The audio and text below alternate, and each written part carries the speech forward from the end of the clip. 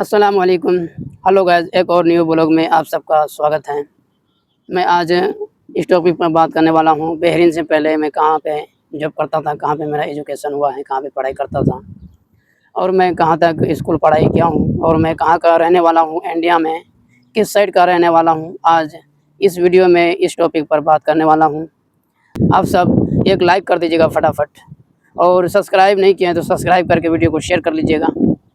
ये मेरे informative video हैं आप सबके लिए।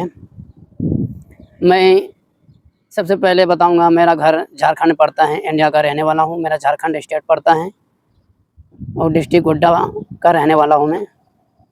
इससे पहले मैं जब छोटा सा था तो गांव के ही स्कूल में पढ़ा करता था।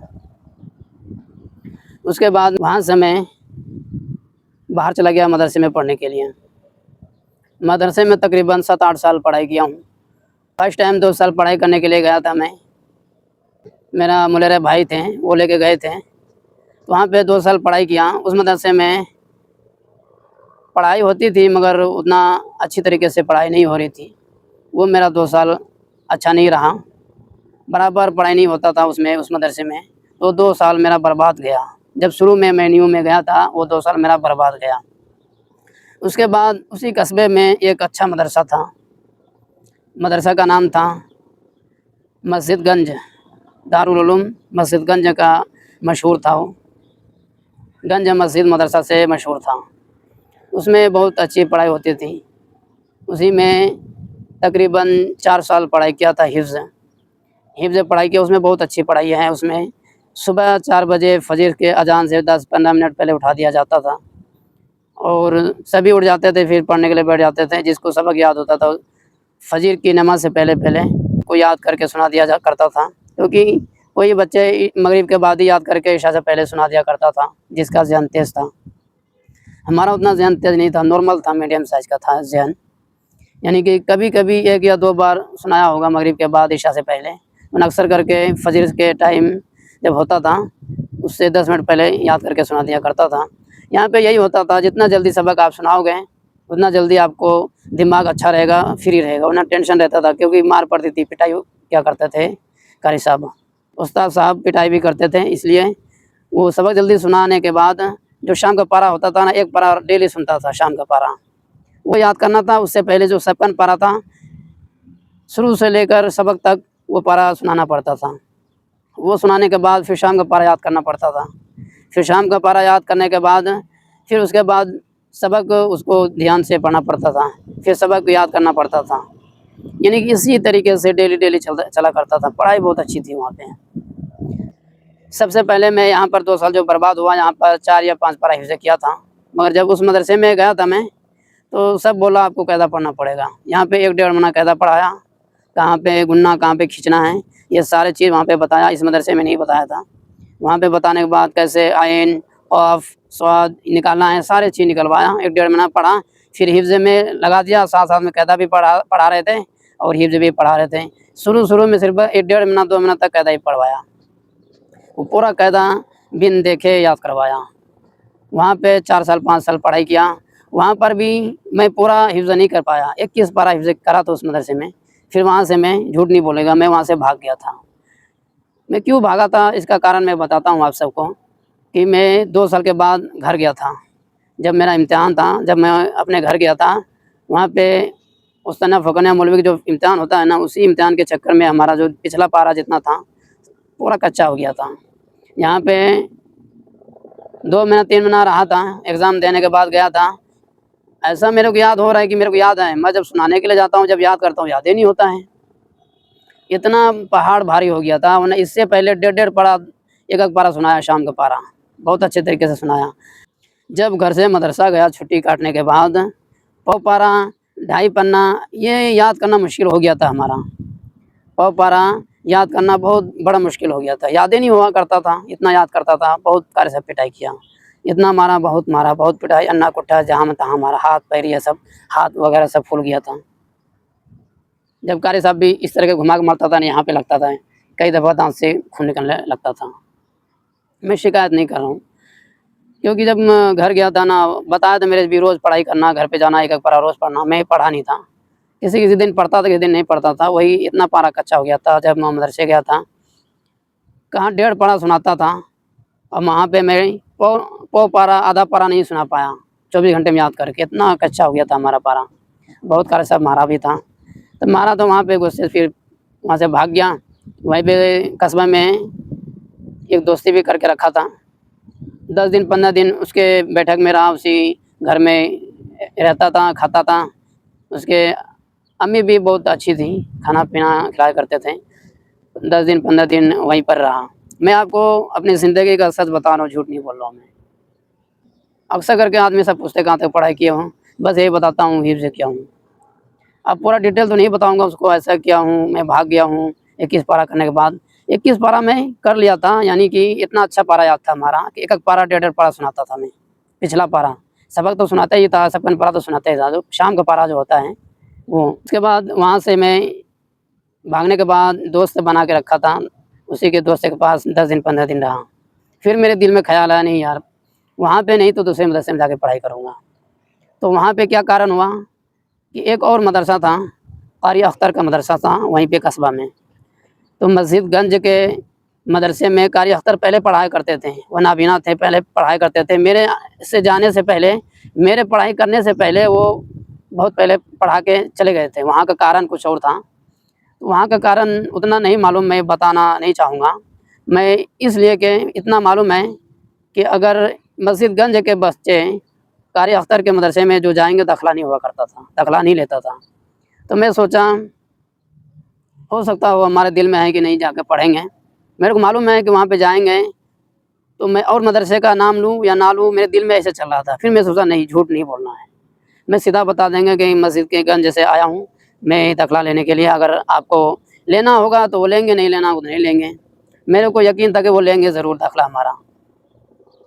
जब मैं वहाँ पे गया दाखिला लेने के लिए, इस्लाम मुसाफ़ा किया, तो दाखिला के लिए बोला तो मान गए थे।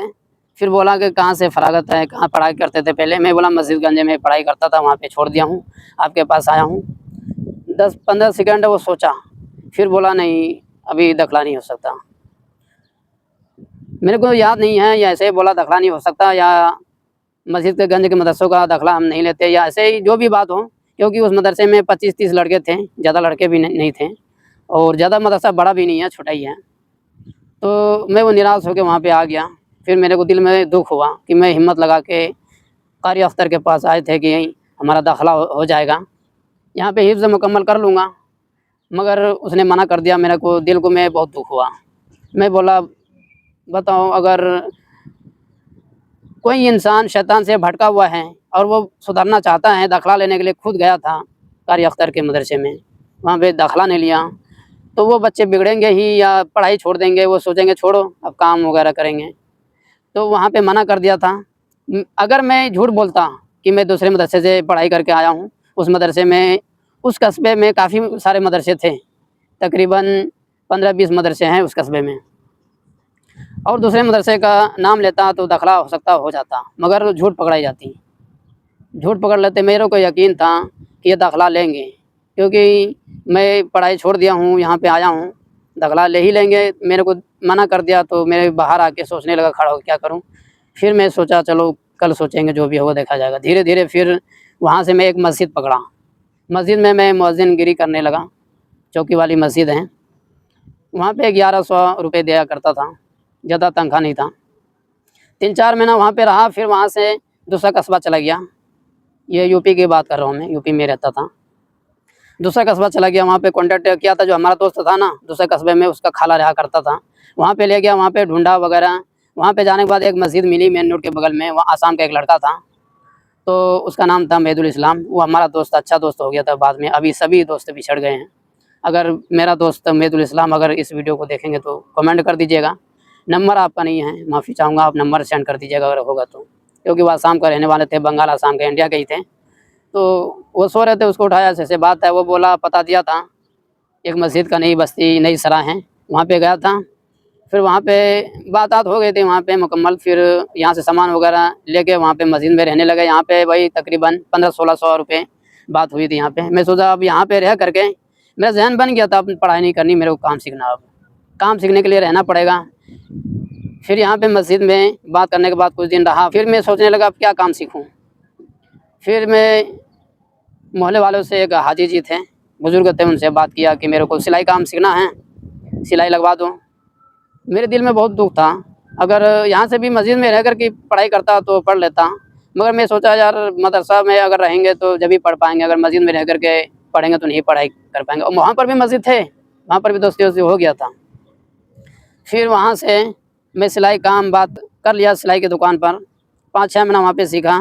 फिर मैं वहाँ से घर चला गया, वही उस्ताना फ़गना का एग्ज़ाम देने के लिए। ऐसे घूमते-घूमते काफ़ी टाइम हो गया था, एग्ज़ाम देने का टाइम आ गया था, फिर देने के लिए आ गया, फिर छुट्टी होने के बाद फिर आया। यहाँ पे मस्जिद में जब मैं अपने घर से यहाँ पे आया मस्जिद, यहाँ पे दूसरा मुअज़्ज़िन रख दिया गया था, रख लिया था दूसरा मुअज़्ज़िन। तो मैं बोला कोई बात नहीं, तो दोस्त बना लिया था वहाँ पे, मेहदुल इस्लाम था आसाम का, उसके पास रह कर के मस्जिद ढूँढा, काफ़ी मस्जिदें था, करीब 50 से ऊपर। दूसरे मस्जिद में मेन रोड पर रहने लगा, यहाँ पर बात हुई थी। यहाँ पे रहते-रहते करीब यहाँ पे 2 साल रहा, यहाँ पे मैं कंटिन्यू 2 साल रहा, उसके बाद घर गया था। यहाँ पर मैं काम सीखने लगा, क्या चीज़ का मालूम? मैकेनिक का। मैकेनिक का सीख जाता ना, मैं आज बहरीन में जॉब नहीं करता। ये बहरीन से मैं वीडियो बना रहा हूँ, आप सबसे गुज़ारिश है कि लाइक सब्सक्राइब कर लीजिएगा। फिर मैं मैकेनिक का काम सीखने लगा, यहाँ पर 8-9 महीना सीखा था। फिर मैं एग्ज़ाम देने के लिए घर चला गया। फिर यहाँ घर से यहाँ पे आया तो मस्जिद फुल, दूसरा मुअज़्ज़िन आ गया था, दूसरे मुअज़्ज़िन को रख लिया। मैंने सोचा चलो कोई बात नहीं। 2 साल जो रहा, मेरे को पता चल गया था मस्जिद वाले मेरे को हटाने वाले हैं, क्योंकि आवाज़ मेरा उतना अच्छा नहीं था, तो अच्छे वाले आवाज़ को ला रहे थे। तो उस टाइम भी मेरे को पता चल गया था मेरे को हटाने वाले हैं। जहाँ पे कुछ होता तो पता चल ही जाता आदमी के ज़रिए से। तो मैं भी सोचा मुश्किल नहीं, कोई बात नहीं। फिर मैं घर गया, वहाँ से आया तो दूसरा आदमी को रख दिया था। फिर मैं दूसरे कस्बे में गया, वो भी मेन चौराहा पे है, वहाँ पर भी गया। वहाँ पर तकरीबन 1 साल या सवा साल रहा। सवा साल रहने के बाद फिर वहाँ से सोचा अब क्या काम सीखूँ यहाँ पर। वहाँ पे काम सीखता था मैकेनिक का, तो आया था घर से, मस्जिद मिलता तो सीख ही लेता वहाँ, मगर रहने के लिए जगह नहीं था, क्योंकि पैसे भी होना माँगता, पैसे भी चाहिए और रहने के लिए खाना भी चाहिए। मस्जिद में पैसे भी मिलता है, खाना भी मिल जाता है और रहने के लिए भी हो जाता है, काम भी सीख लो दिन में। जब तीसरे कस्बे में आया, यहाँ पर सोचने लगा अब क्या काम सीखूँ। इससे पहले 3-4 काम छोड़ दिया हूँ, पूरा काम नहीं सीखा, क्योंकि इसके वजह से काम नहीं सीख पाया कि रहने के लिए जगह नहीं था। क्योंकि कहीं जब परदेश जाओगे ना, रहने के लिए बहुत सोचना पड़ता है। काम कर नहीं रहा था, मस्जिद में था, ज़्यादा तनख्वाह नहीं है, वही 1200-1500 है। उसमें क्या कितना किसको-किसको दोगे, अपने के लिए रखोगे या घर भेजोगे, घर के लिए भी ज़रूरत है। मेरे ज़िंदगी का ये कहानी है, और ज़िंदगी का कहानी है। नेक्स्ट वीडियो इंशाल्लाह हम आप सबके बीच आएँगे। आप सब शेयर, लाइक, सब्सक्राइब कर लीजिएगा। अस्सलामु अलैकुम।